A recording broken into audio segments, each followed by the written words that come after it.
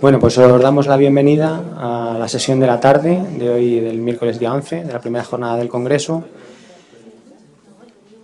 Bueno, ya habéis visto que hemos hecho una trayectoria dentro del tema de acceso a la justicia en materia medioambiental y en defensa de un planeta sostenible, que es el lema de este Congreso. Hemos hecho una trayectoria desde esa parte de los conceptos básicos, los conceptos relacionados con la política, con la filosofía, con la ética, de los que se ha hablado por la mañana, y hemos ido avanzando hacia temas cada vez más concretos. Y esta tarde, bueno, pues llegamos a uno de los temas que yo creo que, bueno, pues es uno de los centros, uno de los puntos neurálgicos de este Congreso de la abogacía, ¿no? Que es el tema del acceso a la justicia, el acceso a la justicia en materia de derechos ambientales. Como vamos justos de tiempo, mi idea es presentaros a los ponentes y, bueno, a continuación dejarles sus intervenciones y abrir un turno de intervenciones del público pues en los últimos 10 minutos o por ahí, de forma que nos ajustemos lo máximo posible al programa previsto, ¿vale? Os voy a presentar por orden de intervención, ¿vale? Y voy a empezar por Eduardo, que está dos sillas a mi derecha. Eduardo Salazar Ortuño, que es abogado en ejercicio, es doctor en Derecho, es Magister Legum por la Universidad de Dresden y profesor asociado de Derecho Administrativo en la Universidad de Murcia. Es miembro de la Asociación Mundial de Derecho Ambiental, de la Comisión Legal de Unión Internacional para la Conservación de la Naturaleza y fundador de la Asociación para la Justicia Ambiental. Es defensor de causas ambientales de interés público y asiste a grupos de defensa del medio ambiente y colectivos vecinales, aparte de haber participado en la elaboración de nuestra guía, que se presentará a continuación en la mesa siguiente. Después de Eduardo intervendrá Alfredo Flores Prada, que es desde enero de 2019 fiscal jefe provincial de Huelva. Es fiscal desde 1991 en la Audiencia Provincial de Huelva y desde junio de 2005 ejerce la coordinación de los delitos medioambientales, delitos contra el medio ambiente, urbanismo y ordenación del territorio, flora y fauna, patrimonio histórico e incendios forestales, coordinador de incendios forestales a raíz de la Instrucción 9/2005 de la Fiscalía General del Estado, miembro de la Red Andaluza de Fiscales Especialistas en Medio Ambiente. También en el ámbito docente, pues entre otras cosas ha sido profesor de la primera y la segunda edición del Máster Superior de la Abogacía en la Universidad de Pablo Olavide de Sevilla y ha sido formador de miembros de fuerzas y cuerpos de seguridad del Estado y de agentes forestales de medio ambiente, además de tener numerosísimas publicaciones sobre el tema y distinciones. A continuación de Alfredo intervendrá María Ángeles López Lax, que es abogada ejerciente desde el año 1976, actualmente colegiada en el Colegio de Abogados de Cáceres. En el 96 comenzó su especialidad en Derecho Ambiental y lleva a cabo una base de datos de legislación y jurisprudencia ambiental para uso de su bufete y soporte de actualización legislativa a consultores y empresas. En el 2002 cursó el doctorado en el programa Instrumentos Socioeconómicos, Territoriales, Jurídicos y Educativos para el Desarrollo Sostenible. Es cofundadora de la Asociación para la Comunicación e Información Medioambiental, ACIMA, que actualmente además preside, y es también cofundadora en el año 2008 de la Red de Abogados para la Defensa Ambiental, RADA, en cuya comisión coordinadora ella participa. Es además líder y miembro del Task Force de la Fundación de Climate Reality Project, presidida por Al Gore, y abogada colaboradora externa del bufete Skornik Genstein, con sede en Londres, en la especialidad de Derecho del Medio Ambiente. Y, en último lugar, pero no por ello menos importante, intervendrá Pilar Esquinas, que es licenciada en Derecho y experta en inmigración por la Universidad Complutense de Madrid. Es abogada ejerciente independiente con despacho propio que colabora directamente con otros despachos y colectivos en materia de agua y medio ambiente principalmente, además de impartir cursos de formación en materia de aguas en ayuntamientos, universidades, centros de educación secundaria, comunidades regantes, colegios de abogados, etc. Es presidenta y fundadora de Agua Juris, que es una organización de usuarios y consumidores de agua. y además me ha indicado que es orgullosa nieta, hija y hermana de agricultores y ganaderos en la Vega de Aranjuez, de los que ha aprendido a proteger y cuidar el medio ambiente desde muy pequeña. Bien, pues con este cartel, yo creo que bastante bueno, pues empezamos con esta mesa. Eduardo. Sí, buenas tardes. Me toca a mí romper el hielo, bueno, amenizar la siesta. Espero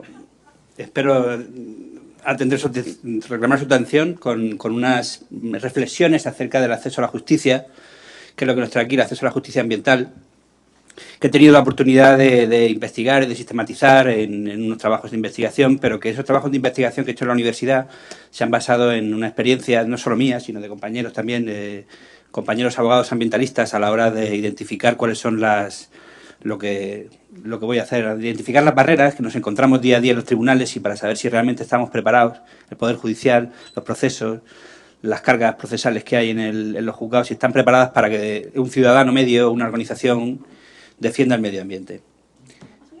Bueno, creo que puedo darle aquí. Sí.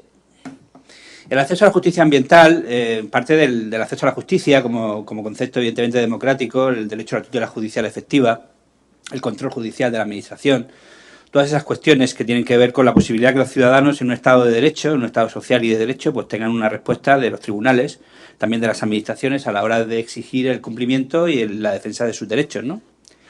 Pero, además de eso, el acceso a la justicia ambiental es un mecanismo participativo para la aplicación del derecho ambiental. Y esto lo ha reconocido la legislación que ha habido en materia de acceso a la justicia como uno de los mecanismos, como uno de los recursos que tiene el Estado para que el derecho ambiental se cumpla, porque los que nos dedicamos al derecho ambiental y los que amamos el medio ambiente nos damos cuenta que tiene a veces, puede estar enfermo a veces de inaplicación, es decir, encontramos muchísimas normas, pero encontramos también muchísimas fallas a esas normas, muchísimos casos reales en los que esas normas no han encontrado la aplicación por H o por B, es decir, por descoordinación, como se decía esta mañana, entre las administraciones, bien por falta de voluntad política, como esta mañana se ha querido criticar el hecho de la voluntad política. El caso es que el derecho ambiental es muy hermoso a la hora de formularlo, a la hora de explicarlo, pero a la hora de aplicarlo se convierte en una especie, a veces en una quimera, ¿no? Entonces, uno de los recursos que tiene el Estado, además de la policía, además de las fiscalías, además de los inspectores, además de todos los órganos que ejercen el control, es una ciudadanía activa. Entonces, yo lo defiendo como un recurso para aplicar el derecho ambiental y, evidentemente, el fondo del derecho ambiental es evitar o reparar el daño ecológico, es decir, evitar que se produzca el deterioro del entorno.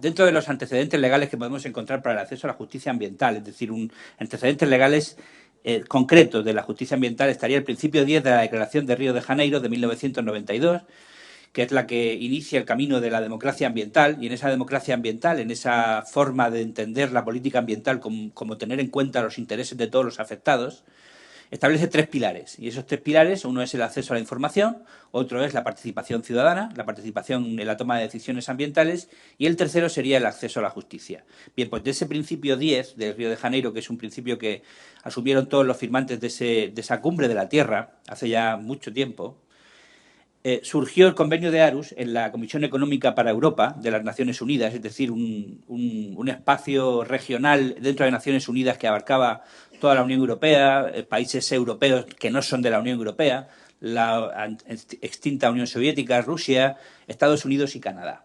En ese marco de países se crea el Convenio de Aarhus como una forma, y yo lo explico así en clase, y espero que sirva como una caja de herramientas, son derechos procedimentales, derechos procesales, herramientas que permiten al ciudadano, a cualquier ciudadano, defender el derecho de todos al medio ambiente sano. Y ya encontramos aquí una cuestión que no voy a desarrollar porque no es el momento, pero que sí el Convenio de Aarhus declara que el derecho al medio ambiente adecuado es un derecho de todos. Es decir, puede ser un derecho humano.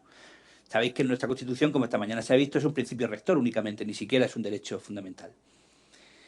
Después la Unión Europea, que también ratificó el Convenio de Aarhus, intentó una directiva, que es donde digo que en su preámbulo se establece que uno de los mayores recursos para aplicar el derecho ambiental es una sociedad activa, y fue la propuesta de directiva de 2003 que nunca vio la luz. Nunca vio la luz, no se llegó a aprobar. En su lugar se hizo lo que está al final, que es una comunicación de la Comisión de 2017 que lo que hace es recopilar toda la jurisprudencia del Tribunal de Justicia de la Unión Europea, que por haber ratificado el convenio de la Unión Europea, exige ese tribunal a los Estados miembros que apliquen el convenio de Aarhus.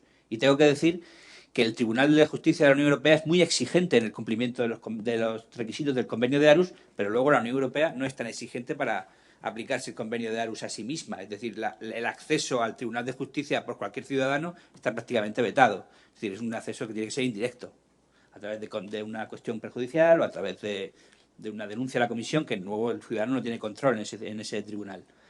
Y luego el marco regulador del convenio de Aarhus y lo que podía haber sido el revulsivo del acceso a la justicia aquí en nuestro país, en España, es la Ley 27/2006, que es la que regula el acceso a la información, la participación y un poquito el acceso a la justicia, pero desde mi punto de vista de forma deficiente, es decir, no llega a dar el paso que creo que se debe dar.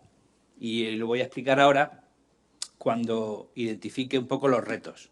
Los retos del convenio de Aarhus, entrando directamente en lo que está por hacer, lo que se puede hacer, es referirse al artículo 9 del convenio. El artículo 9 está referido específicamente al acceso a la justicia.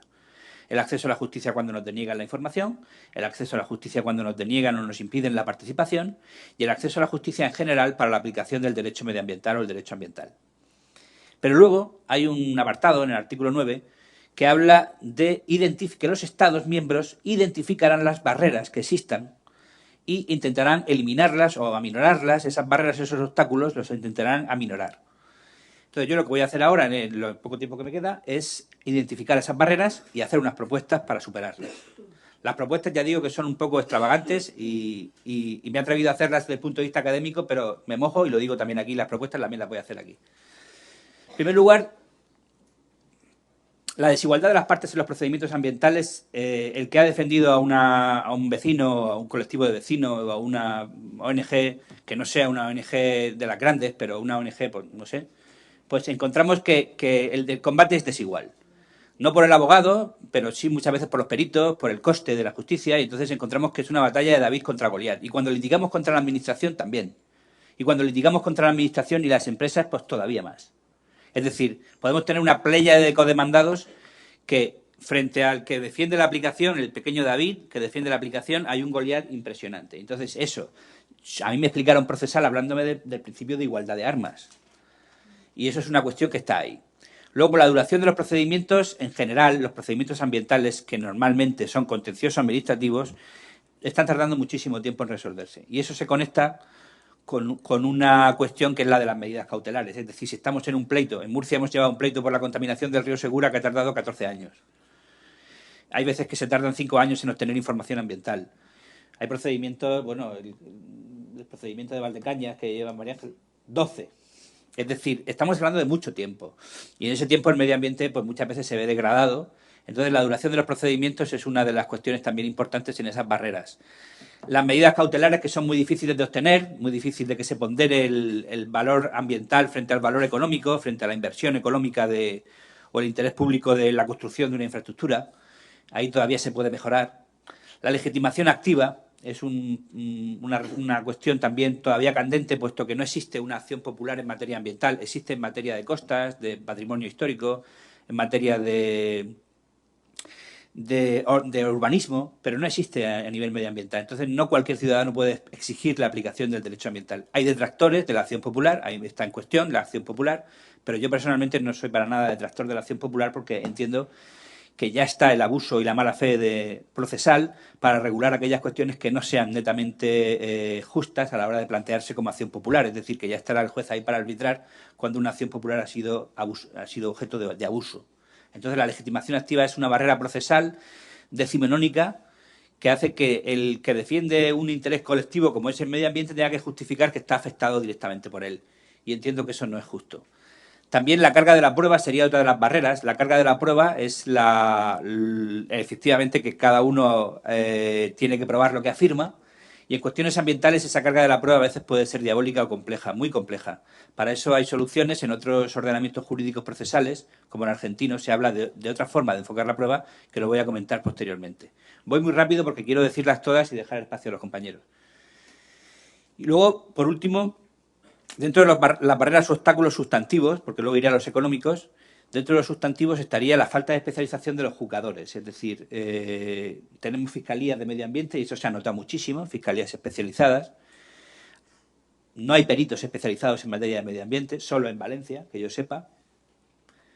Pero lo que no tenemos son juzgados o jueces o tribunales administrativos siquiera que conozcan de las cuestiones ambientales que tienen un perfil especial. Tienen un perfil especial de complejidad, tienen un perfil especial de regulación, tienen un perfil especial científico. Y por lo tanto, en otros países se está hablando de tribunales ambientales, países como Chile, en Suecia, en la India, en Brasil. Pero aquí en España es que no hay ni debate sobre ese tema. Dentro de las barreras económicas, que no es una cuestión baladí, encontramos, ahora mismo ya, por suerte ya no están, las tasas judiciales para el ejercicio de las acciones jurisdiccionales, los honorarios de los abogados suelen ser un escollo para los que intentan defender el medio ambiente a través de los tribunales. Los costes de los expertos, las periciales, son normalmente muy caras, aparte de que es difícil encontrar a veces a peritos que se quieran, por decirlo con una palabra coloquial, que se quieran mojar frente a una administración que puede darle subvenciones, que puede darle proyectos de investigación. Es difícil encontrar a veces a los peritos, pero es que cuando los encuentran no son precisamente baratas las periciales en materia ambiental, que es muy compleja. Luego encontramos el tema de las cauciones y fianzas que se pueden pedir por el ejercicio de la acción popular o por la adopción de medidas cautelares o por la adopción de medidas de ejecución de sentencia, dinero directamente que se pide a las partes. Eso es una barrera económica que disuade. Y luego la barrera más importante que disuade a las personas de ejercer el acceso a la justicia es la posibilidad de que le condenen en costas, es decir, la posibilidad de que evidentemente tengas que pagar no solo los honorarios de tu abogado y tu abogada, sino los de la parte contraria. Y eso antes no era así, es decir, eso en lo contencioso antes era una cuestión de temeridad o mala fe la que primaba, pero después de la reforma de la ley de 2011, pues ya sea el criterio de temeridad ya se ha instaurado también en lo contencioso y claro, se riñe un poco el tema de la acción popular con el tema de la imposición de costas automáticas, porque si lo que queremos es favorecer que la gente defienda la legalidad ambiental, pues estamos haciendo un flaco favor si le estamos poniendo la espada de Damocles de las costas, que en muchas ocasiones cuando digo que hay varios codemandados y varias empresas y la administración que no perdona, porque la administración tiene a sus abogados que evidentemente ya perciben su sueldo, pero las costas hay que pagarlas igualmente. Yo he intentado averiguar muchas veces dónde iban esas costas de la administración, pero no he tenido mucha suerte. Dentro de las propuestas que hago, ya termino, sería pues para el tema de la legitimación, para que no haya problemas para que cualquier persona pueda defender el medio ambiente, por tratarse de un bien colectivo, por tratarse de un interés colectivo, supraindividual, difuso, como lo queráis llamar, pues una acción popular medioambiental que se ha reclamado por parte de la doctrina y que se reclama por parte de muchas de las partes de muchas personas que quieren defender el medio ambiente y que se encuentran en casos de los que no lo pueden defender. Por ejemplo, las confederaciones hidrográficas impiden que por lo menos en Murcia, que asociaciones concretas discutan las decisiones de comunidades de regantes cuando son cuestiones de agua, son cuestiones que son de interés público, son cuestiones que tienen un impacto ambiental importante. Entonces esa legitimación ahí se solucionaría con una acción popular medioambiental.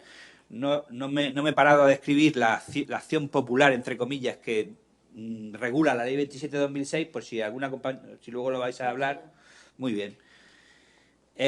Luego también abogo por un régimen especial para las medidas cautelares. Hay que tener en cuenta que hay países como Suecia que las medidas cautelares en materia ambiental son pseudoautomáticas, son casi automáticas. Yo no estoy abogando por una medida cautelar automática, pero sí porque se prime el interés ambiental cuando hay varios intereses en juego, sobre todo cuando el daño ecológico puede ser irreversible.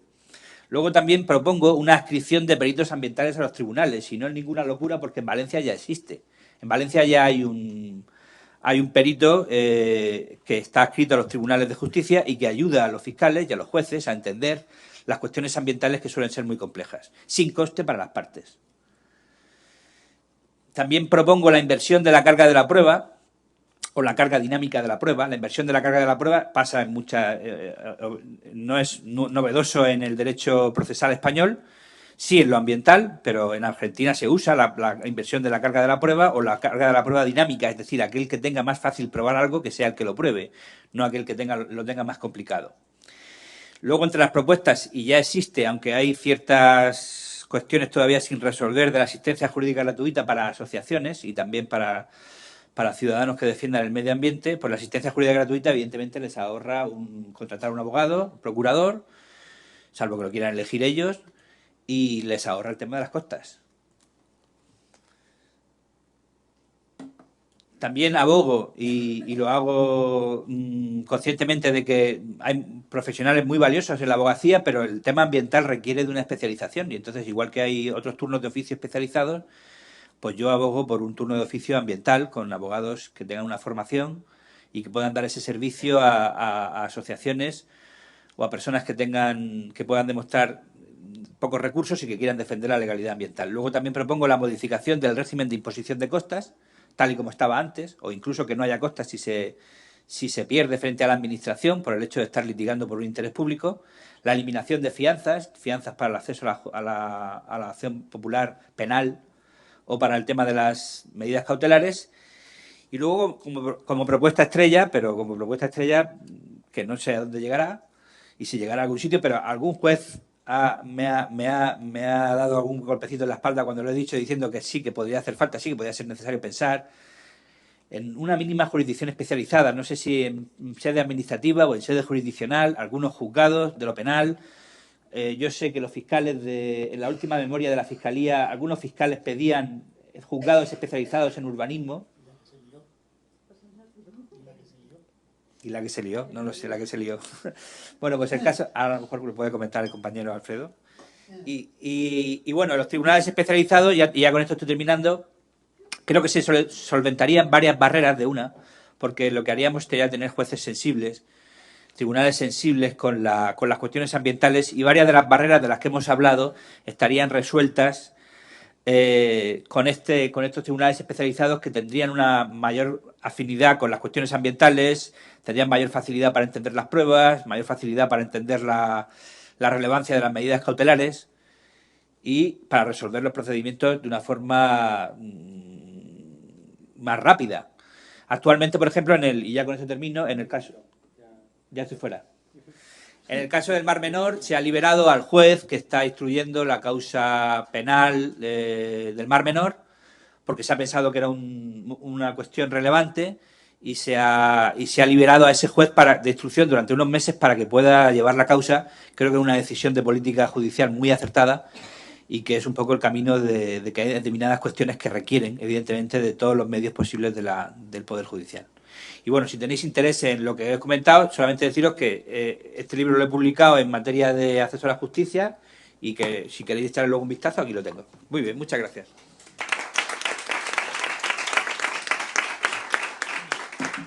Bueno, pues muchas gracias, Eduardo. Después de que nos hayas dado un poco de ese panorama con las barreras de acceso a la justicia en materia de derecho ambiental, vamos a escuchar a Alfredo, bueno, y que nos decías un poco, nos dabas esta imagen de que una cosa es lo bonito de la formulación del derecho ambiental, y luego vamos a la práctica y que te encuentras, ya no es tan bonito, ya te encuentras un montón de problemas.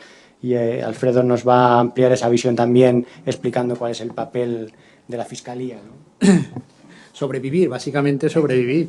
El papel de la Fiscalía es básicamente sobrevivir. Muchas gracias. Gracias a la organización por contar con la Fiscalía. Me parece que en un tema ambiental es fundamental, y bueno, me ha tocado a mí y os lo agradezco. Yo soy de guardar muchos papeles, y repasando mis notas, pues vi que yo había venido aquí en el año 2007 y en el año 2008 también con estos temas. Una primera jornada sobre el convenio de Aarhus en el 2007, y otra jornada en el 2008 donde se constituyó la red de abogados de medio ambiente. ¿Qué decíamos en esa época? Pues la importancia de la especialización, de cumplir la ley, de que el desarrollo fuera razonable y sostenible, la importancia de los medios de comunicación, coordinarnos los fiscales con los letrados, ejecutar la sentencia. Todo eso es válido a día de hoy, sigue siendo válido, porque los problemas básicamente son los mismos. Pero yo soy optimista, es decir, en 10 años ha cambiado mucho. Es decir, la conciencia que hay ahora respecto al tema medioambiental hace 10 años no existía. Los ciudadanos tienen esa conciencia y nos exigen cada vez más. Y la especialización, al menos la especialización en el mundo de la abogacía y de la Fiscalía, yo creo que ha sido muy importante. La especialización es buena. El tema de los juzgados es más complicado porque, claro, tendríamos que especializarlos en todo. El tema de la sensibilidad es otra cosa distinta, pero esas son las reglas del juego. Es decir, es cierto que la especialización de las fiscalías ha determinado que muchas veces se lleven los asuntos de una forma, con un estudio, con un trabajo, que al juez le ofrecen una credibilidad. Luego ya está el juicio, la prueba, y evidentemente, cuanto más complejo es el asunto, los abogados que tenemos enfrente, pues más en serio se lo toman, más preparados están y más leña nos dan. Pero eso es así, son las reglas del juego. Hay veces que hay sentencias que son descorazonadoras, pero os pasará a vosotros en cualquier especialidad, en cualquier materia, ¿no? Todo lo que sea valorar desde ese punto de vista, de esa conciencia, de esa demanda de justicia ambiental, establecer medidas, las que sean, son importantes. Evidentemente, cuando a un juzgado le cae cierto asunto, o establece unas medidas de refuerzo, de liberación, o ese asunto va a dormir el sueño de los justos en el juzgado.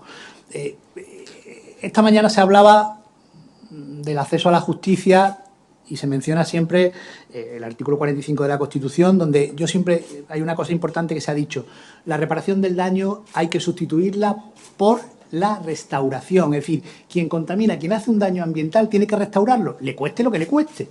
Porque evidentemente, y en eso experiencias todas las que queráis, de un cálculo, una tasación de daño, la empresa sin ningún problema la abona, y después, cuando se ejecuta la restauración, el coste es 5 o 6 veces más. Y dice la administración: que me ha costado esto. Ya sí, pero te lo pregunté hace 5 años y me dijiste que... Es decir, lo del pago para ciertas empresas, como hablemos de pago, no tienen ningún problema, Ya les empieza a doler mucho más el tema de la publicidad. Nosotros hemos tenido temas de conformidades penales donde la única condición que se nos ha puesto es: pero por favor no le deis la sentencia a la prensa, porque el papel de los medios de comunicación es fundamental y es un tema que nos demandan constantemente. Es decir, una sentencia medioambiental, no digamos en materia penal, bueno, el penal tiene el morbo que tiene, se publica siempre, y hay muchas empresas que no quieren para nada verse en un procedimiento penal, mucho menos con una condena, aunque sea de conformidad, aunque sean las penas que sean.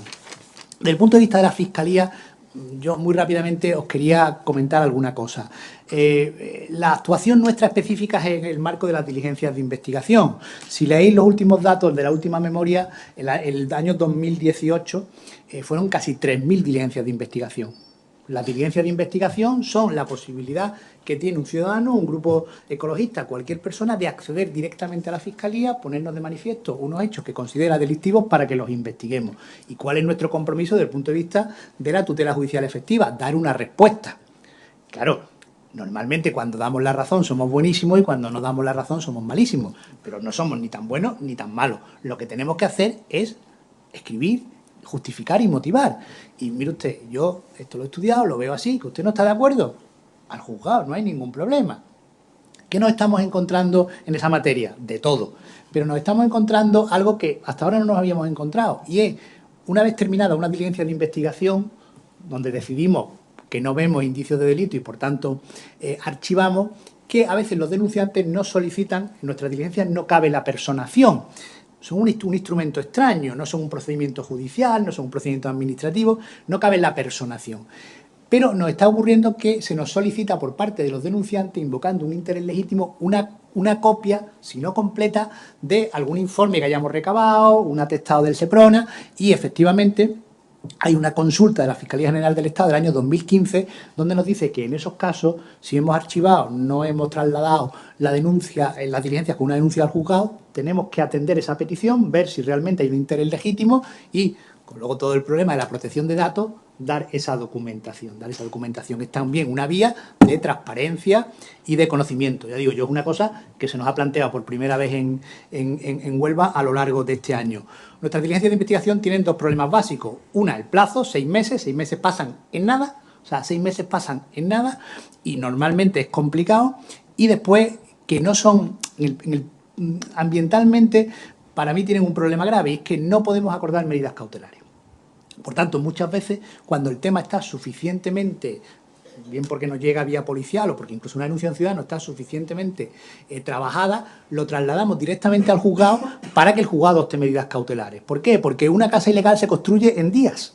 Porque un vertido que se siga produciendo sigue causando un daño tremendo. Y, por tanto, desde ese punto de vista, si nosotros tardamos o esperamos 6 meses para luego hacer una denuncia fantástica, maravillosa y tal, no, vamos a hacerla menos fantástica, menos maravillosa, pero judicializamos cuanto antes y aportamos esa posibilidad de trasladarle al juzgado, que normalmente en eso sí son sensibles, oiga, o lo paramos, o acuerde usted el precinto, la paralización de la obra, el precinto del vertido, que dejen de extraer agua del pozo, tal, o seguimos teniendo un problema.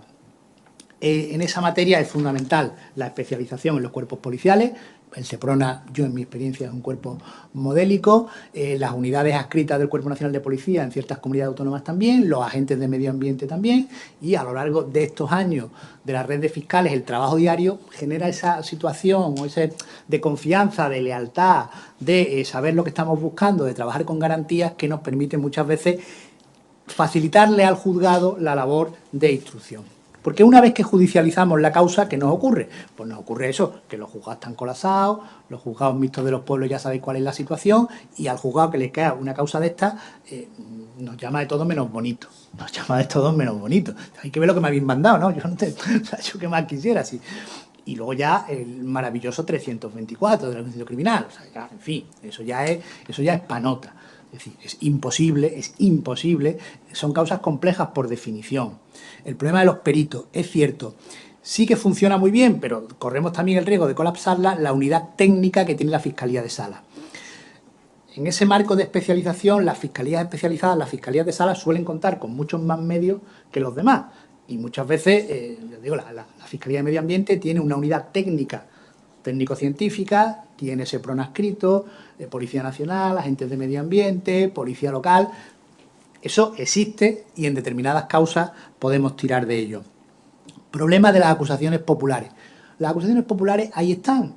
Mientras la ley no cambie, ahí las tenemos, pero con los requisitos que marca la ley. Hay de todo. Para nosotros, los grupos ecologistas normalmente funcionan bien, nos trasladan una información que es muy importante y actúan con lealtad. Ya digo, hay de todo. ¿Cuál es el problema? La personación de ciertos grupos políticos o con ciertos intereses políticos en estos procedimientos, como en todo. Nosotros sí somos exigentes en el tema, no de las querellas, porque normalmente son causas iniciadas, sino sí de la fianza, pero no por capricho, sino por evitar luego nulidades y planteamientos de las defensas, que normalmente los juzgados emiten las personaciones de aquella manera, la defensa se calla y cuando llega el acto del juicio oral pide que se expulse a esa acusación popular del juicio porque no ha constituido fianza. Para evitar eso pedimos fianza simbólicas, unas fianzas muy simbólicas, pero para cubrir ese requisito, que mientras la ley no se cambie, nosotros entendemos que es difícil soslayarlo. Acusaciones particulares, normalmente en materia medioambiental hay pocas, pero por ejemplo en los temas de contaminación acústica, donde por cierto los jueces son muy sensibles. ¿Por qué? Porque el problema de los ruidos lo podemos sufrir todos. Si el problema del ruido, el juez lo entiende perfectamente, porque puede tener una botellona debajo de su casa, porque lo sufre. Ahí hay una sensibilidad tremenda y unas condenas muchas veces tremendas. Pero fuera de ahí hay pocas acusaciones particulares. Pero el contacto también con los letrados, con nosotros, ese trasvase de información, pues facilita mucho que los procedimientos sean más ágiles y que cuando lleguemos al juicio tengamos los datos, sobre todo en un tema de responsabilidades civiles, de secuelas, de que realmente se repare el daño cuando se ha producido en las personas, que son pocos casos, pero existe.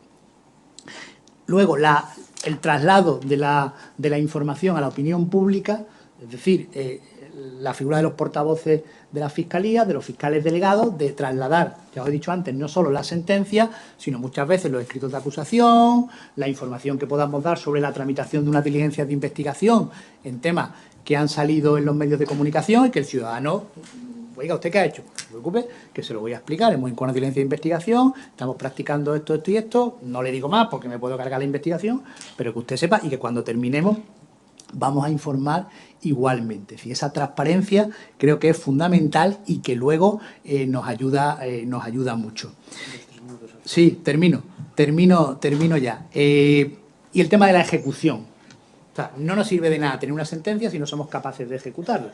Yo cuando empecé en medio ambiente, iluso de mí, creía que lo difícil era tener una sentencia. No, eso es complicado, pero bueno, se obtiene. Lo complicado es ejecutarla y ejecutarlas con eficacia.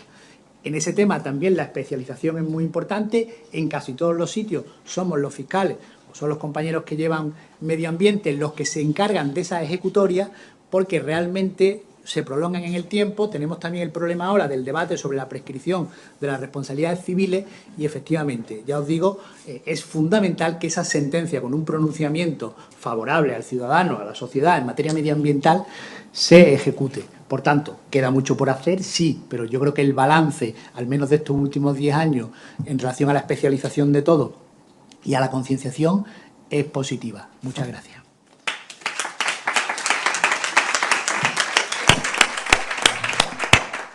Bueno, Alfredo, muchísimas gracias. Continuamos con María Ángeles López Lax. Nos amplía perspectiva sobre marco jurídico y marco convencional también en materia de medio ambiente. Vale. Bueno, muchísimas gracias al Consejo General de Abogacía, a la Fundación de Abogacía y a los coordinadores de este trabajo, porque me parece muy importante que por primera vez, por lo menos para mí, no sé si ha habido antes, haya un evento como este dedicado al derecho ambiental. Porque el derecho ambiental, hasta hace no mucho, estaba, pues bueno, yo creo que en las universidades prácticamente no existe, en los másters de acceso a la justicia creo que no existe, en la preparación de los jueces en las oposiciones creo que tampoco existe. Y si estamos hablando, caray, de una situación de emergencia, pues yo creo que habría que empezar por darle mucha importancia al derecho ambiental. Y si a la situación que hemos llegado es porque no se aplica el derecho ambiental, con lo cual estoy totalmente de acuerdo con lo que ha dicho Asunción antes, tenemos muchas leyes, pero no se ejecutan, no se aplican. Bien, ¿qué es lo que está pasando ahí? ¿Por qué no se aplican? Pues porque no hay abogados ambientalistas. ¿Por qué no hay abogados ambientalistas? Porque como la defensa del medio ambiente se ha encargado a las ONGs que no tienen dinero para pagar abogados, pues cuando planteas un curso de formación en un colegio de abogados para derecho ambiental no te va nadie. Esa es la primera experiencia que yo he tenido. Espero que con este evento la cosa cambie y con la propuesta que vamos a hacer al Consejo de que se promueva un turno de oficio de defensa ambiental, en lo que llevamos ya bastante tiempo interesados, porque ya lo propusimos incluso al Colegio de Abogados de Madrid pues cuando constituimos RADA en el año 2008. Anteriormente yo lo hice de forma personal en el 95 a todos los colegios, con cero respuesta del colegio. Bueno, esperamos que ahora haya un poco más de respuesta, porque creo que es el momento oportuno. Este cambio urgente que tiene que hacer la sociedad y el mundo sin abogados no va a ser posible. Y eso os llamo la atención a todos los colegios. O esto forma parte del currículo de formación de los abogados o no tenemos nada que hacer. Vamos a seguir como estamos hasta ahora. Bueno, yo mi ponencia, tengo que enfocarme ¿a dónde? Allá.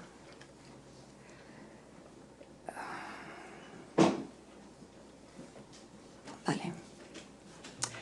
Bueno, yo lo primero que me pregunto qué es justicia ambiental, y como yo soy muy práctica y he estudiado muchas leyes, porque he hecho una base de datos fenomenal de derecho ambiental, pues claro, lo primero que me fijo en el artículo 1 del convenio de Aarhus, que dice que el objeto de este convenio, que a mí me sirve para enfocarlo como cuál es el bien jurídico protegido por el convenio de Aarhus, es el que tiene como finalidad proteger el derecho a vivir en un medio ambiente que permita a cada persona y a las generaciones futuras garantizar su salud y su bienestar.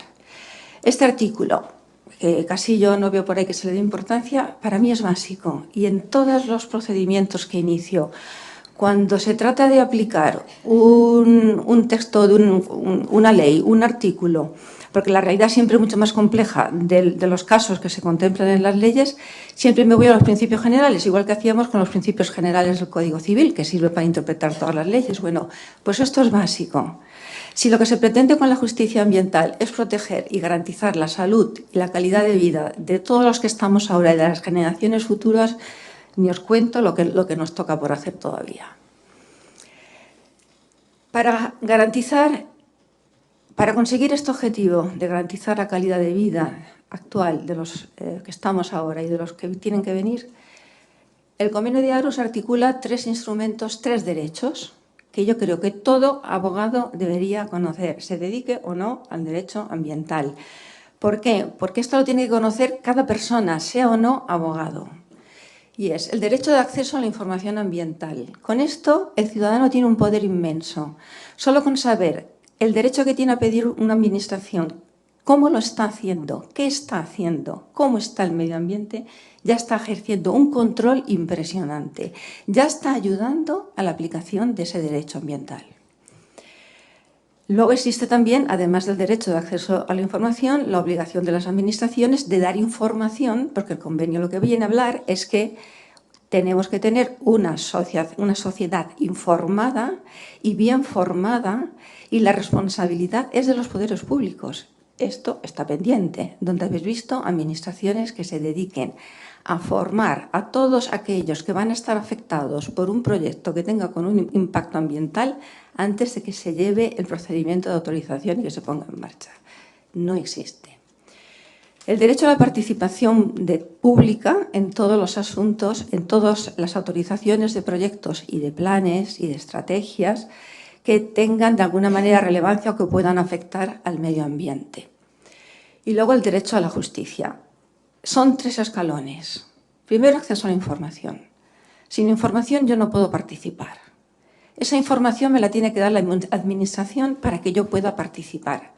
Porque yo puedo participar en alegaciones pues, a una mina o a una central térmica o algún otro proyecto, o un puerto, lo que sea, pero si no tengo los datos y no sé qué es lo que se va a hacer, ni cómo se va a hacer, el impacto que va a tener, la calidad del ambiente que hay en el que se va a desarrollar ese proyecto, pues difícilmente voy a poder unas alegaciones que sirvan, porque alegar por alegar no. Porque el convenio lo que viene a decir es que en todos estos conflictos que se generan con proyectos con impacto ambiental, donde hay muchos conflictos de intereses, la mejor solución es la transparencia y la participación del todo el público interesado, porque es la única forma de conseguir que se generen mejores proyectos. La realidad no es esta. El convenio de Aarhus, para mí, describe un mundo ideal al que tendríamos que ir. Hasta ahora, la participación es un engorro para las administraciones. Que se le vaya pidiendo información es otro engorro. Y, por supuesto, para poder llegar al acceso a la justicia, si no he pasado antes por una fase de información y de participación pública en ese proyecto, voy a tener mucho más difícil luego tener herramientas para defender en un procedimiento judicial la naturaleza o el medio ambiente o aquellos valores ambientales que queramos proteger. Para mí, acudir a un tribunal sería la solución de final de tubería, algo que va en contra de lo que dice el Tratado de la Unión Europea. Hay que prevenir el daño antes, en el origen. Y en el origen está la transparencia y la participación. ¿Se me fue? ¿No habré sido yo? No, ¿lo ves bien aquí? Venga, pásamelo. Ya, No. ya lo tienes. Vale, bien. Si nos vamos al artículo 45 de la Constitución española, este, sin embargo, sí que está citado muy a menudo por la jurisprudencia, que también tengo que decir, coincido con el señor fiscal, que hemos avanzado un montón. La jurisprudencia antes, en los conflictos de intereses generales que se plantean en todos proyectos conflictivos que pueden tener repercusiones ambientales, pues cuando yo empecé, pues la generación de empleo, la riqueza, siempre ganaba sobre el medio ambiente. Ahora es al revés. Ahora la protección ambiental es un interés preferente frente a puestos de trabajo, generación de riqueza, y esto es una evolución que ha sido muy interesante. Y aunque el derecho a un medio ambiente adecuado que recoge el artículo 45 de la Constitución no es un derecho fundamental, es un principio rector, pero los tribunales lo están utilizando casi como un derecho fundamental, a base de darle la preferencia a la protección del interés general del medio ambiente frente a otros intereses generales que también contempla la Constitución. Sin embargo, el artículo 45 no considera como objeto o como bien jurídico la salud de la persona, sino un medio ambiente adecuado para la protección. Es decir, no tiene una visión personalista, tiene una visión más de medio ambiente de conjunto. Los medios con los que cuenta la Constitución para conseguir que la plenitud de este derecho a un medio ambiente adecuado son la responsabilidad de los poderes públicos para hacer un uso racional de los recursos naturales, que esto para mí entronca con lo que sería el desarrollo sostenible, y es lo primero que yo veo que falta en todos los proyectos. Vamos a ver, cuando usted me presenta un proyecto, una explotación minera, me tiene usted primero que decir si es lógico, no si cumplen la ley, no si hay riqueza, sino si tiene sentido, ¿Para qué vamos a hacer esto? ¿Qué necesidad hay? Si vamos a construir una carretera, tenemos que justificar muy bien, o un aeropuerto, que va a tener un impacto y vale que son necesarios, pero tenemos que valorar muy bien primero la necesidad, por esa necesidad de hacer un uso racional de los recursos naturales. A la hora de ver las trabas, que tú también hablabas, Eduardo, las trabas a la justicia, yo lo he visto, pues empezado por el acceso a la información ambiental. La información activa que está obligada la Administración a dar es un caos a nivel autonómico y estatal. Y yo me pasé 2 años haciendo un estudio de cómo cumplían el convenio de Aarhus todas las administraciones a la hora de publicar la información. Bien, no hay una metodología única, no todas las comunidades publican lo mismo, no todos lo hacen lo mismo, cada comunidad autónoma puede tener 5 o 4 sites o espacios web con la misma información pero distinta, con diferente contenido, y eso te dificulta mucho para saber qué información hay disponible y si la que tienes es toda. Porque a lo mejor dices, bueno, esto es todo lo que hay, pero es que luego, por casualidad, buscando otra cosa, te encuentras otra web que tiene mucho más de lo mismo. Es decir, hay una falta de sistemática, por así decir, a la hora de dar información y de decidir qué es información relevante que todo ciudadano tiene que saber. Porque sin duda que sin esta información, pues la concienciación nunca va a despegar y sobre todo una concienciación práctica, porque puede haber información muy general, pero la que a ti te hace falta porque te afecta a tu vivienda o porque te afecta al procedimiento judicial que tú vas a llevar, esa es la más difícil de encontrar. No suele ser actualizada, eso es otro problema. Y luego, ¿qué es lo que pasa? Pues que esto siempre es como la niña fea, es decir, en toda administración, yo lo veo a nivel municipal, a nivel autonómico, la Consejería de Medio Ambiente es la que menos, o sea, el concejal de Medio Ambiente es el que menos sabe, es el que, bueno, hay que colocar a este de alguna manera, pues ahí, en Medio Ambiente. Y con las competencias a nivel autonómico, pues bueno, como es la mosca cojonera, pues lo que hago es que depende del conflicto que tenga en cada región, junto medio ambiente con el otro sector que me está dando problemas. Y así medio ambiente pasa a estar con urbanismo, luego va con agricultura, luego va con minas y así vamos. No se le da importancia al medio ambiente. Caray, estamos en emergencia climática. Empecemos por exigir concejalías, consejerías, ministerio de solo de medio ambiente. ¿Por qué? Porque a la hora de resolver los conflictos entre el órgano ambiental y el órgano sustantivo, si el que decide es el superior jerárquico de ambos, no se garantiza la objetividad que dice la Directiva de Evaluación de Impacto Ambiental que se ha de garantizar. No se puede garantizar. La base está en los estudios de impacto ambiental y en las evaluaciones de impacto ambiental. Y ya de paso hago una sugerencia. Si no llegamos a tener tribunales especiales en medio ambiente, al menos tengamos unos tribunales que revisen objetivamente las evaluaciones de impacto ambiental. Con esto avanzaríamos un montón, porque a lo mejor la base está en que se ha evaluado mal, no en que la autorización esté mal dada, y evitaríamos muchos pleitos a los tribunales. Por otra parte, cuando a un tribunal le llevas un procedimiento en el que recurres la autorización a la que va incorporada la evaluación de impacto ambiental, como no hay peritos especializados, las sentencias siempre se tienen que apoyar en motivos de forma. Se ha vulnerado el derecho a la participación, de tal y cual, pero no entran en el fondo del asunto. Y eso impide que se avance en la justicia ambiental y en la jurisprudencia. Bueno, pues cuando vas a pedir información eres un enemigo, eso es una lucha constante. Yo a base de recursos voy consiguiendo que las administraciones se vayan espabilando y aprendiendo derecho ambiental, entre ellos el derecho de acceso a la información. La mayoría de las peticiones que son con contenido y jugosas no se contestan, y se contestan a los 6 meses. ¿Y qué te queda hacer? ¿Irte a un contencioso para una petición de información que te va a costar 3.000 euros? Por favor. El convenio de Aarhus ya lo establece, que tiene que haber un órgano independiente, distinto del judicial, gratuito o poco costoso, que pueda revisar una desatención de una petición de información. Con esto solo ya avanzaríamos mucho. El secretario de Estado de Medio Ambiente, que tuve ocasión de hablar con él hace unos días, me dijo que sí, que lo iba a revisar. Bueno, esperemos que vayamos.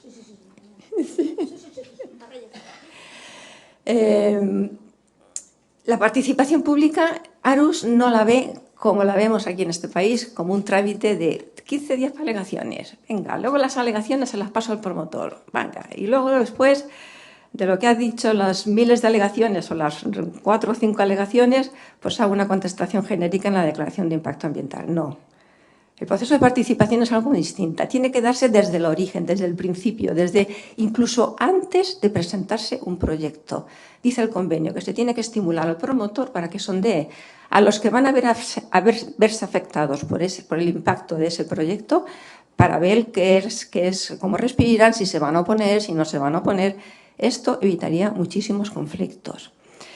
Luego, en el propio proceso de participación tiene que haber como un estado continuo de trasvase de información, que el público pueda ir a la administración a preguntar continuamente cómo va, qué ha habido, qué ha contestado Aguas, qué ha contestado el municipio, qué tal. Pues no, te dicen, no, tú puedes ver el expediente solo en los 15 días, que está información pública. Luego ya no te permitimos el acceso. No, Arús no dice eso. Arús habla de un proceso continuo. Cuando he intentado esto, meterlo en alegaciones a leyes en las que he participado muchas, se echan las manos a la cabeza y dicen, ¿cómo vamos a hacer eso? Bueno, pues es posible hacerlo, ¿no? Sí. Las declaraciones de impacto ambiental que se incorporan a las autorizaciones son como un pegado. Y lo que Arús dice es que en la autorización se tiene que integrar. Y es que tenemos que integrar el medio ambiente en todas las políticas. No es una cosa pegada que me molesta, que intento pasarla como pueda, porque es un formalismo. Tiene que formar parte de la propia autorización, porque condiciona la autorización. Y yo me he encontrado casos de autorizaciones que dicen A y la declaración de impacto ambiental que dice B. Y digo, bueno, ¿cuál es lo vinculante y lo obligatorio? Bueno, hay que ir más rápido, pero como ya él ha tocado algunos puntos que yo también, bien, expedientes incompletos. Otro traba al acceso a la justicia. Cuando te llega un expediente al tribunal, bueno, te los folian porque por ley te los tienen que foliar, pero yo me he encontrado foliados al revés, desordenados, que faltan páginas. O sea, no, lo menos transparente es un expediente administrativo donde ves que te faltan hojas y que no hay una consecución lógica de lo que ha sido este procedimiento. Falta integración de los procesos de participación pública y de evaluación ambiental en muchísimos sectores. Por ejemplo, la ley de minas del año 73, la ley de navegación del año 56, pero incluso en los más modernos que ya han sido aprobados después de la incorporación de la legislación ambiental a España, se da ese fenómeno que digo, ¿ves? Es decir, cada normativa sectorial va... He hecho alegaciones hace nada a un reglamento de ley del suelo de Extremadura que es que desconocía por completo la evaluación de impacto, la evaluación ambiental integrada, que tiene que estar incorporada al plan.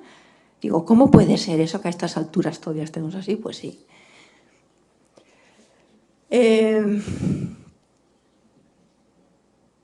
Bueno, hablábamos de acción popular frente a acción pública y yo también creo que tenemos que ir hacia una acción pública. Fijaros que existe en materia de costas la acción pública y, como ha dicho él, en la del suelo, el patrimonio histórico, pero lo más divertido es que cuando yo vi la ley de costas, al que hace la denuncia se le pagan los gastos, si la denuncia tiene éxito. Digo, bueno, ¿por qué no empezamos a hacer lo mismo con el medio ambiente? Por lo menos que las ONG recuperarán algo del coste, ¿no? Para mí es un error y eso se estuvo debatiendo, que es donde se intentó hacer la directiva de acceso a la justicia, que todavía no tenemos, es la posibilidad de demandar directamente a una empresa y no tener que pasar siempre por demandar a la administración pública. ¿Por qué no podemos ir frente a una empresa, aunque no seamos directamente perjudicados? Porque si somos directamente perjudicados, evidentemente que sí. Pero si somos una ONG, ¿por qué no podemos ir contra una empresa directamente y en el ámbito civil? Porque tenemos que ir siempre al contencioso. ¿Que faltan medios? Evidentemente, porque como no tiene importancia el medio ambiente, pues ¿para qué le vamos a dedicar lo menos posible? Como esto ya lo has dicho tú, los problemas en los procedimientos, yo voy a añadir dos cosas. Necesitamos que la Fiscalía, y aprovecho aquí que tengo al fiscal, se incorpore a los procedimientos contenciosos. La Ley de Responsabilidad Ambiental dice que ante una amenaza de un daño, el responsable, siempre pensando que la administración es la buena, que el único que lo puede hacer mal es una empresa particular. La administración, si el propio, digamos, promotor o el titular de la actividad que está provocando el daño o que hay amenaza de daño no toma las medidas adecuadas, la administración le tiene que requerir pues, para que adopte las medidas y si se produce el daño para que adopte las medidas de reparación correspondientes. Y cuando se inicia un procedimiento de este tipo, dará cuenta al Ministerio Fiscal, dice la disposición adicional. Pero yo no sé, si hasta ahora os habéis estrenado en Valencia. Yo espero haceros estrenar también dentro de poco, porque estoy ya intentando promover algunas.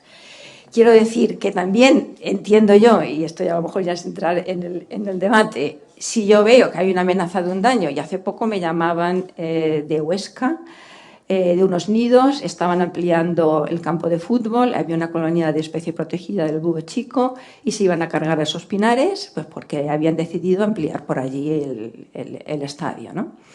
Entonces me llaman, ¿qué hago? Tal? Digo, pues vete a hacer una denuncia a Fiscalía, al Seprona y tal y cual. Entonces estuve mirando, digo, ahí la Administración, la Comunidad Autónoma, en base a la Ley de Responsabilidad Ambiental, estaría obligada también a actuar.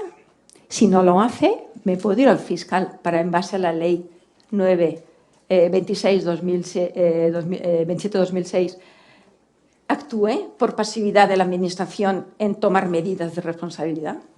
Te puedes ir si el tema es qué es más eficaz.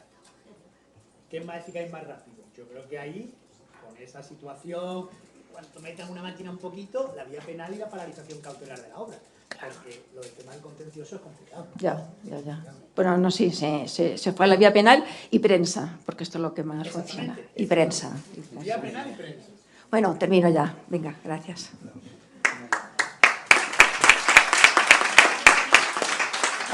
Bueno, muchísimas gracias, María Ángeles, por eso, esas claves sobre el convenio de Aarhus, sobre el horizonte que tenemos por delante en materia de acceso a la justicia y participación. Y muchísimas gracias también por tus propuestas en materia de organización judicial y en materia de creación del turno de oficio, que te aseguro que hemos hablado en el grupo de trabajo que tenemos con los abogados medioambientalistas, con Mercedes, con Antonio, con María Victoria, con David, con Agustín, y que es ahora mismo un buen momento para discutirlo y esperemos que dé buenos frutos. Bueno, pasamos entonces a Pilar sin más dilación. Después de un poco, yo creo que ha habido una exposición sobre cuestiones generales del marco jurídico, de la organización judicial, de estándares de acceso a la justicia que marca el convenio, etcétera. Vamos a ver un tema muy concreto de acceso a la justicia en materia de derecho de agua, que nos lo va a explicar Pilar. Muy bien, pues muchísimas gracias y sobre todo esta exposición está dedicada a vosotros. Vosotros por estar aquí, pero sobre todo porque quiero remover vuestras conciencias y sobre todo quiero remover vuestro corazón y vuestras expectativas como ciudadanos de derecho y sobre todo como ciudadanos de acción. ¿Qué es esto? ¿Quién ha bebido de un botijo? Que levante la mano. Venga, que estáis dormidos. ¿Alguna vez habéis pagado por beber de un botijo? Muy bien. ¿Qué es esto? Bueno, esto es una lata de agua que he cogido del catering que hemos tenido. Y este es el botijo del siglo XXI. ¿Por qué pagáis cuando compráis esto?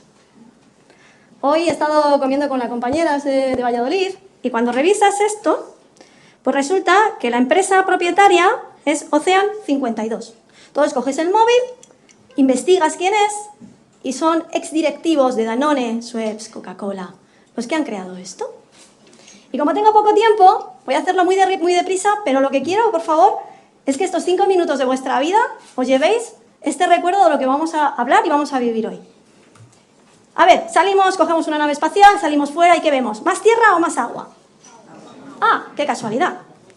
Pues señores, aquí tienen ustedes, señoras, la fábrica de agua. Esta es nuestra fábrica del planeta Tierra. Y, por ejemplo, cuando hablamos de un acuífero, como es el acuífero de Madrid, ¿hasta dónde llega el acuífero de Madrid? Venga, ¿dónde pensáis? El acuífero de Madrid llega desde la Sierra de Guadarrama hasta Talavera y hasta Ocaña. O sea, fijaros la dimensión que tiene el acuífero. No es un pozo. Y ahora, un test. ¿Cuánto tiempo puede vivir una persona sin beber agua? ¿Quién dice la A? Un día. Que levante la mano. ¿Quién dice la B? 5 días. ¿Quién dice la C? 3 días. ¿Estáis? Pues solo podemos vivir 5 días sin agua. Y a los 5 días, si tú tienes a alguien a quien amas, sea un animal, sea una persona, sea una planta, vas a hacer todo lo posible porque tenga agua. Y es que somos 100% agua. Fijaros, cuando nacemos en la tripita de mamá, somos 100%. Cuando nacemos, 80%. Cuando vamos creciendo, 65%. Incluso cuando envejecemos, nuestro 50% es agua. Incluso una humilde semilla, incluido una medusa, cualquier planta, cualquier ser vivo, cualquier animalito, tiene agua. Y aquí os presento la tarta del negocio del agua. Esto quiero que os quedéis con ello. Porque el 70% del agua dulce disponible es de la agricultura, el 20% de la industria y el 10% es de uso doméstico. ¿Y qué infraestructuras se utilizan en el ciclo del agua? Pues aquí os presento, el compañero de Suez ha estado diciendo esta mañana que era muy complicado y que era muy difícil. Pues aquí tenéis el esquema de cualquier pueblo, cualquier ciudad, este es el sistema que nuestros antepasados y nuestros abuelos y nuestros padres con nuestros impuestos han desarrollado, sobre todo con la época de Franco hasta la actualidad. Y fijaros, ¿qué infraestructuras? Esta es la presa, voy a ir muy deprisa, esta es la presa por la que se coge agua para el trasvase Tajo Segura. Fijaros cómo nuestros abuelos, con qué materiales tan humildes, nos la hicieron. Pero atención, la presa romana de Muel. ¿Quién es de Zaragoza? ¿Hay por aquí alguien de Zaragoza? ¿Has estado en esta presa? Es precioso el sitio. Bueno, pues fijaros, desde el año 2000, los mañicos ya lo tenían inventado. Acueducto. ¿Quién ha ido a Segovia? ¿Habéis ido a Segovia? Vale, ¿de dónde es esta es una de Segovia? ¿La otra foto de dónde es? Venga, ¿de dónde pensáis? ¿No? De México. Padre Damián, atención, esto está en México. Pero tenemos el acueducto romano de Cella al Barracín. Y fijaros cómo ya nuestros abuelos, nuestros ancestros romanos ya traían el agua. Pero cuando llegamos y vamos a la agricultura, este sistema de agua tan humilde y tan sencillo, nos han estado llevando el agua de forma muy fácil. Pero, señores, desde hace 20 años lo que se prolifera es que haya tuberías, que esté confinado. ¿Y cómo se trata el agua para llegar a la población? Pues fijaros, este es el mecanismo, no sé si alguna vez lo habíais visto, pero de una forma muy sencilla y muy fácil, tenemos aquí cómo se abastece el agua y así es como llega a nuestros hogares. Así llega, simplemente por vasos comunicantes, llega a nuestro hogar. ¿Y a dónde va el agua residual? Pues fijaros, una vez que lo hemos utilizado, llega a estas plantas. ¿Y cómo se gestiona el agua de riego? Pues fijaros, inundación, pivot, goteo. ¿Y qué es el agua de uso industrial?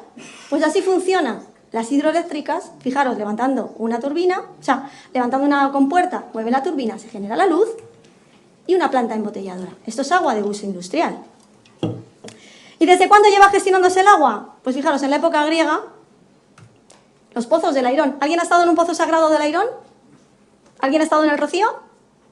Bueno, pues enfrente de la Puerta del Rocío tenéis ahí un pozo del Airón. Cuando vais a San Isidro es un pozo del Airón. Eran pozos sagrados que teníamos y que siempre han estado en el acervo cultural y que poco a poco han ido desapareciendo.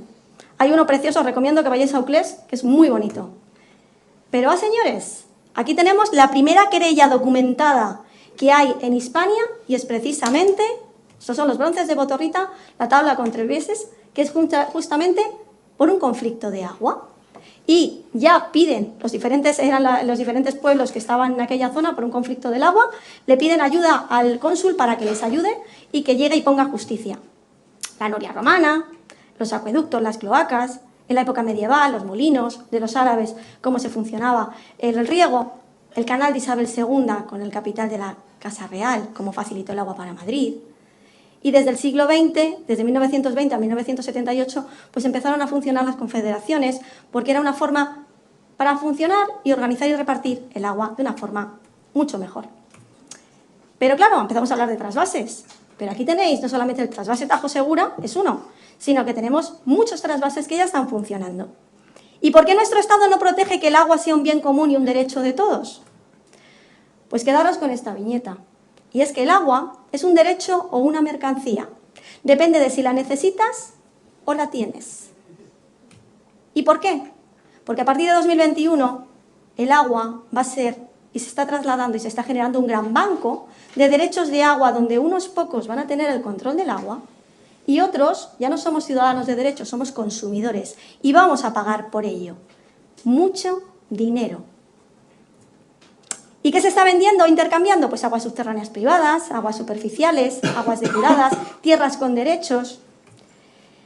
Y precisamente la Ley 1/2018, esto que parece la parte contratante de la primera parte, seguida la tercera parte de no sé qué parte, pues alguien ya está diseñando cómo va a funcionar y por qué a la ciudadanía no nos están dando acceso a esto. Pero cuidado, porque han utilizado la técnica de la rana hervida. Si yo llego y pongo una rana en una olla caliente y la tiro a la rana a la olla caliente, la rana va a saltar. Pero si yo la rana la pongo en una olla con agua fresquita y la voy poniendo agua calentita, hasta que la rana se quiera dar cuenta de que va a morir, pues ni se mueve, hasta que muere hervida. Pues aquí, desde el año 2001, llevan ya diseñando lo que van a activar en 2021. Y claro, no nos han informado a los ciudadanos, nos han estado metiendo miedo de que hay escasez, que hay sequía, que atención, que... No, yo tengo un organismo, tengo órganos, porque desde el año de la época de los romanos llevo generando mi tribu, llevo a saber perfectamente cómo gestionar el agua. De repente nos hemos vuelto tontos, de repente ya no sabemos cómo gestionar el agua. Pues fijaros, desde la época de los romanos llegan los visigodos y lo cristalizan en el Código Civil, y es con la época de Joaquín Costa, con el tiempo de Isabel II, cuando se genera la primera ley de aguas. Pero es hasta la llegada de 1985 con el gobierno de González cuando de verdad hay esta modificación. Y la verdad que no estaba mal. Yo además es una de las cosas que, bueno, es bastante, no tenemos tiempo para llegar y ser más amplio para poderos explicar. Pero hay una reforma parcial en 1999, pero es cuando en el texto refundido de 2001, un Real Decreto de julio de 2001, ya sabéis que los Reales Decretos cuando lo utiliza el gobierno es porque van a hacer alguna judiada. Pues aquí precisamente, justamente en 2001, en julio, el decreto 1/2001. Bueno, pues aquí ya cristalizan y empiezan a diseñar el Banco del Agua, y es precisamente con la llegada de la Directiva Marco 2003, la Directiva Marco del Agua, cuando precisamente, pues, esta barbaridad la tenemos. ¿Y por qué? ¿Y qué cambia la Directiva Marco del Agua? La Directiva Marco del Agua, sí, muy ecológica, muy lo que queráis, pero lo que de verdad estaba dando unas reglas de juego para todos los países de la Unión Europea en temas de agua de boca, industrial y agrícola. Y vamos a ser y vamos a pagar por ello.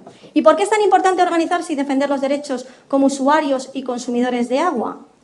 Pues es que es muy sencillo. Yo, por ejemplo, tengo aquí una copia de una factura de Aqualia, en Denia, de un consumo de 2 euros, pero el ciudadano paga 50. El resto son mordidas. A 3 empresas. Y es que en agricultura, ¿por qué no tengo derecho al agua? Porque yo tengo los derechos del agua. Esto está pasando. Se me acaba de ir ahora mismo el fiscal y yo estoy llevando el caso Doñana y la verdad estoy defendiendo a pequeños agricultores porque yo defiendo e intento parar privatizaciones del agua. No privatizo. Solamente apenas estamos 5 abogados que nos dedicamos a estas cosas porque en un expediente de agua manejas en tiempo real penal, civil, mercantil, competencia y contencioso.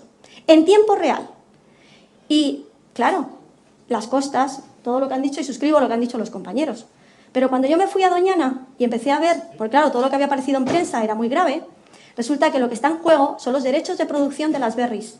Porque una cestita de frambuesas, de fresas, en un avión, como está pasando con las cooperativas, que puesta en Suecia o en cualquier otro país, es muchísimo dinero.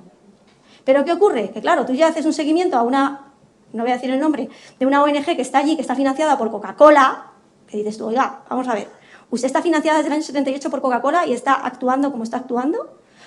Estamos hablando de la España vaciada, cuando estamos hablando de pequeños agricultores, que estamos hablando de que no se tienen que ir de los pueblos, y resulta que esa gentecita durante generaciones que antes habían plantado rosas y habían plantado chopo, como resulta que quitaron la empresa celulosera y luego las rosas ya las traen de otros sitios que sale más barata, pues empezaron a plantar berries. Y como están ganando dinero, nadie está hablando de quitar los derechos de producción de las berries, porque precisamente ese vicepresidente de una ONG tiene 6.000 euros precisamente en Doñana. Digo, 6.000 hectáreas en Doñana. No se está hablando de producción. Se está hablando que los pequeños no puedan producir. Para eso te cortó el agua. Pero los derechos de producción por la PAC están aprobados.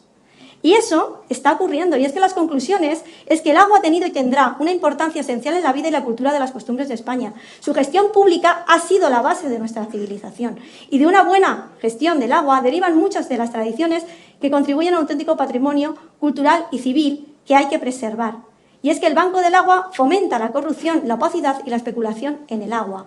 Pero la falta de informes de impacto ambiental no está evaluando los derechos de prohibir o reducir los caudales motivados por la subventa y habilitar un turno de oficio y acceso a la justicia gratuita para que la ciudadanía pueda litigar frente a estas injusticias al prohibir o restringir el acceso al agua es fundamental. Por eso hemos tenido que crear la organización Aguayuris, somos usuarios y consumidores de agua, porque tenemos acceso a justicia gratuita. Solamente para crear la organización nos han hecho las 1001 para decirnos que no. Pero al final somos la número 37. Estamos pidiendo justicia gratuita en los colegios. Nos están diciendo que no. Pero el recurso y el papel va gratis y va para adelante. Y solamente la constancia y sobre todo porque Yo creo que ya es un momento de decir que el agua tiene que ser de la nación española, que no se puede primar para que sean fondos de inversión, empresas de amiguetes y gentes del pelotazo los que se hagan con nuestra vida. Y es muy grave que no nos sepamos defender, que no sepamos ir a un registro de la propiedad porque nadie nos está ayudando. Yo a mí se me parte el alma cuando veo a agricultores, a pequeños ciudadanos que no saben las criaturas a quién dirigirse y que no tienen apoyo, que no hemos tenido que crear esto de la forma que hemos tenido, porque sí, hay muchas organizaciones que llevan muchos años y que llevan... Pero ¿cuántos ciudadanos, cuántos de vosotros, cuando habéis tenido un problema de agua, habéis podido dirigiros a alguien que de verdad os eche una mano? Es muy duro, es muy grave, y es que estamos hablando que a los 5 días, si tú no bebes agua, mueres. Si tus plantas no cogen agua, se secan. Y eso está pasando en España, y es muy, muy grave. Yo, de todas formas, como tenemos ahora que vamos a estar con las preguntas, voy a dejaros una cosa que se va a quedar puesta, son 5 minutos, pero bueno, pues simplemente no tiene ni voz ni nada, pero que es un regalo y que quiero que por favor lo veáis en vuestro móvil cuando vayáis en el tren. Y esto es un regalo que nos regalaron de Bolivia, Abuela Grillo. No sé si lo conocéis, pero os pido que lo veáis cuando tengáis un ratito, porque en Cochabamba, Iberdrola privatizó el agua de lluvia. Y esto está pasando aquí. O sea, Abuela Grillo es un dibujito muy humilde, muy sencillo, pero que os recomiendo que lo veáis porque es lo que está pasando y a partir de 2021 esto es poder y nos estamos quedando sin ello. Muchas gracias por vuestra atención.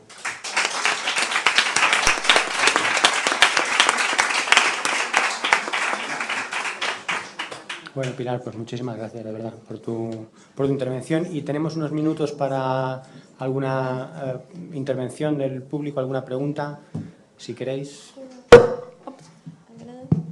Una cosa que sí que os quiero es que este botijo he traído un rotulador y sí que me gustaría, y es un regalo que os hacemos a la Fundación y al Consejo, que lo firmemos y que se quede como recuerdo del rato que hemos pasado y de estas horas, porque yo creo que qué mejor que nuestra gota esté aquí, pero todos, incluidos los de las cámaras, la del que está haciendo la foto y todo el mundo, tenemos que buscar un cachito porque últimamente lo estamos utilizando y la verdad que a la gente le hace mucha ilusión. Muchas gracias, Pilar. Por allí hay una pregunta. Hola, bueno, muchas gracias a todos por las intervenciones. Bueno, yo soy David de la Bodega, soy el responsable del área legal de Sea Over Life. Bueno, comparto la mayoría de las ponencias y de los argumentos que se han dado aquí en favor de la defensa del acceso a la justicia ambiental. Las ONG somos impulsoras de muchos procesos legales que afectan al medio ambiente, defensores de un interés público en los tribunales. Y bueno, simplemente decir que discrepo también de esta visión que se ha dado de algunas ONG subvencionadas por Coca-Cola que están defendiendo los intereses de Doñana frente a la captación ilegal de agua. O sea, quiero decir que también estamos hablando, cuando estamos hablando de un bien público, es un bien público que es de toda la comunidad, de toda la sociedad, no únicamente de pequeños intereses individuales, aunque entiendo que sean pequeños agricultores, etcétera, etcétera, y que esto puede generar un pequeño debate, pero en cualquier caso es una captación ilegal del agua y es un bien común. Entonces, si es un bien común para toda la sociedad. Y solo era una pregunta, precisamente en este sentido, era un poco, se ha hablado como una de las medidas de garantizar ese acceso a la justicia, es este turno de oficio ambiental o el acceso a la justicia gratuita ambiental. Y mi pregunta es un poco, en ese sentido, un poco cómo bueno, dos preguntas. ¿Cómo veis la posibilidad de que las ONGs sean consideradas acusación particular en los procesos tanto civiles, porque podrían ser civiles como penales o contenciosos administrativos, es decir, no solo que ejerzan una acusación popular, sino también una acusación particular? Y, en segundo lugar, ¿cómo sería ese turno de oficio? ¿Cómo se articularía, por ejemplo, que no beneficie también a aquellos que agreden el medio ambiente, ¿no? Nosotros, por ejemplo, muchos de los procesos penales que llevamos en vía penal son delitos contra la fauna, que están cometidos muchas veces pues, por cazadores, por agricultores, que también afectan a la Red Natura 2000. ¿Cómo sería ese turno de oficio o qué principios se regiría? Si son universales en el sentido de dar cobertura y defensa ambiental a todos, en el sentido de tanto unos como otros, como decir, porque se ha hablado mucho de las ONGs, pero en el otro lado también existen esa otra parte interesada, afectada en los procesos legales que se plantean. Gracias, David. En la RADA hemos propuesto, aprovechando nuestra presencia aquí, que se estudie, más que se cree, que se estudie la conveniencia de un turno de oficio y no lo hacemos como algo esnobo, es que lo dice la ley, es que es obligatorio. Y te cuento. La Ley 27/2006, de 28 de julio, que transpone el convenio de Aarhus sobre acceso a la información, participación pública y acceso a la justicia, establece que solo las ONGs con 2 años de existencia, con unos estatutos en los que se contemple la protección ambiental como objetivo de la asociación y que estén erradicadas o que su ámbito de actuación tenga que ver con el acto que se va a recurrir, estas ONGs, que ya están delimitadas, que yo a mi entender tendrían que ser todas, no tienen por qué ser solamente las que tengan 2 años de existencia, pueden tener derecho a justicia gratuita, ¿vale? Y dice, tienen derecho a justicia gratuita conforme a la Ley 1/1996. En este sentido, cuando la ley, es que todo esto estaba en la anterior ponencia y lo he cortado y no me da tiempo a terminarlo. Cuando te remite a la Ley de Justicia Gratuita, lo que primero se planteó es que la Ley de Justicia Gratuita exige la declaración de utilidad pública de estas ONGs. En un recurso que yo entablé en Extremadura en el procedimiento de Marina Isla Valdecañas, pedimos justicia gratuita para Denex. A Denex le negaron la justicia gratuita y se la denegaron porque tenía fincas en custodia, tenía fincas de custodia del territorio, pero un balance de una ONG es balance cero porque no tiene beneficios, a diferencia de una empresa.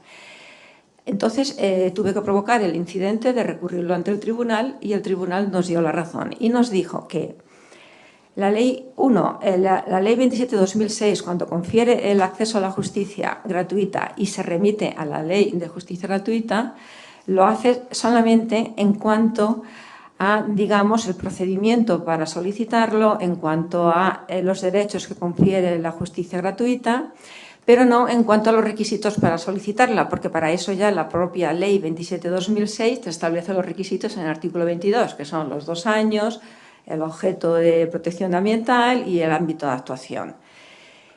Este argumento luego ha sido replicado por otros tribunales, incluso en Madrid, que era la plaza más dura de ganar, también gané uno, sin necesidad de tener utilidad pública, porque es que además esto es un pez que se muerde la cola. Para tener utilidad pública tienes que demostrar suficiencia de bienes. Y luego esta suficiencia de bienes es motivo para denegarte la justicia gratuita, a lo cual es un absurdo. Bien, esto parece ser que hará falta alguna clarificación legal que ya se ha intentado, pero con el anterior gobierno, no con el de Pedro Sánchez, sino con el de Rajoy, se intentó la modificación por lo menos la aclaración en este sentido y no se consiguió. También se intentó que se facultara la intervención del Ministerio Fiscal en todos los asuntos ambientales en que se defienda el interés público. Y también en el tema de Valdecañas fuimos al Supremo con este tema porque la Fiscalía también entendía que el fiscal tiene que estar que puede pedir la ejecución de una sentencia. Bueno, todas estas clarificaciones habría que aclararlas, pero contestando, es que casi amplío lo que me he comido antes con la ponencia, pero contestando a lo que tú me estás diciendo. Este turno de oficio lo único que exige es que si la ley dice que tienen las ONGs estas derecho a justicia gratuita, es derecho a un abogado de oficio, pero un abogado de oficio que conozca la materia, como se exige a cualquier abogado que va a defender un tema de oficio. Como el tema del derecho ambiental ni se estudia en la carrera ni en el acceso a la abogacía, pues resulta que no hay abogados con conocimiento del derecho ambiental. Por lo tanto, está muy bien pensado para yo te doy el derecho, pero luego no te doy los medios para que lo puedas ejercer, porque no te doy abogados. Con lo cual, ¿qué es lo que estamos pidiendo? Pues que se cumpla la ley. Y si la ley de justicia gratuita, no me acuerdo de qué número es el artículo, pero lo tenía en la diapositiva, dice que la formación de los abogados del turno de oficio será establecida por el Gobierno con consulta al Consejo General de la Abogacía, comunidades autónomas y el Colegio de Procuradores, pues que se haga, y es lo que estamos pidiendo, que se dé formación a abogados para que puedan defender a las ONGs que tengan derecho a esta justicia gratuita. Bien, y entonces tú, David, a lo mejor tu pregunta o tu duda viene porque, vale, pues si yo tengo abogados ya especializados en medio ambiente para cumplir con lo que dice la Ley 27/2006, ¿también van a ser utilizados por otros para infringir o dañar el medio ambiente? Esa es tu pregunta. Si tu turno de oficio fuese universal, vale. podría ser. Así tendría que ser, pero bueno, cuando hay el turno de oficio, es que no conozco mucho como los turnos de oficio. Por ejemplo, para las maltratadas, ¿también defienden a los maltratadores? Sí, ¿no? Supongo que sí, ¿o no? Sí. Es el turno penal. Ha habido algunas instituciones que se han quejado a los colegios porque en el turno de oficio para las maltratadas había algún hombre maltratado y había esa discusión. No, pero vamos, como anécdota. Vale, no, yo entiendo que todo el mundo tiene derecho a una defensa especializada y la mejor. Yo entiendo que tiene que ser universal. Y en todo caso, suponte que pueda darse algún caso de que lo utilice, que se contrate un abogado que sepa derecho ambiental, pues para un infractor. Bueno, pues serán los menos, pero por eso vamos a condenar a que no tengamos justicia y no tengamos forma de hacer que se cumpla el derecho ambiental. Quiero decir, por 2 o 3 casos que van a caer de esos, el beneficio va a ser tan general y muchísimo mayor, pues para toda la sociedad. Porque es que si solamente están legitimadas las ONGs para defender el medio ambiente y no pueden pagar abogados, ¿qué hacemos? ¿Qué hacemos entonces? ¿Se queda sin proteger el medio ambiente? Yo creo que es lo peor, o sea, porque algún cazador tenga derecho a justicia gratuita porque no tiene medios para pagarse un abogado, pues oye, será un mal menor, pero yo por eso no pondría un impedimento para un beneficio y sobre todo para cumplir lo que dice la ley. Es que no estamos pidiendo nada que no esté en la ley.